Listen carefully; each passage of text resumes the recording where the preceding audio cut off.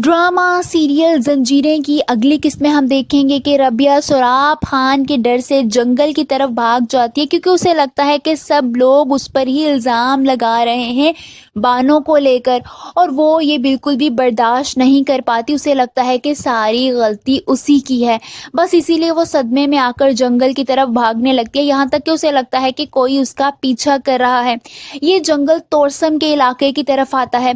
सरबुलंद रबिया के को पागलों की तरह ढूंढ रहा होता है, मगर उसे रबिया कहीं नहीं मिलती और बिलाखिर वो उसे जंगल में मिलती है। उसकी हालत बहुत ख़राब होती है। वो रबिया से कहता है कि मैं पूछ सकता हूँ कि आप जंगल में क्या कर रही थी, और वो भी हमारे दुश्मन के इलाके में। रबिया उसे कहती है कि मैं सिर्फ पहले अपने बारे में सोच रही थी, हालांकि आप इतनी मुश्किल में थे फिर भी आपने मेरा इतना ख्याल रखा।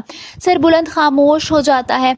वो दोनों इस बात से अनजान होते हैं कि कोई ताक लगाए दूरबीन से उनको देख रहा है और उसने सरबुलंद पर निशाना बांधा हुआ होता है। दूसरी तरफ घर की मुलाजमा नूर भाभी के पास जाती है और उनके पास जाकर परेशानी से कहती है कि वो लड़की जरमाला अपने कमरे में नहीं है।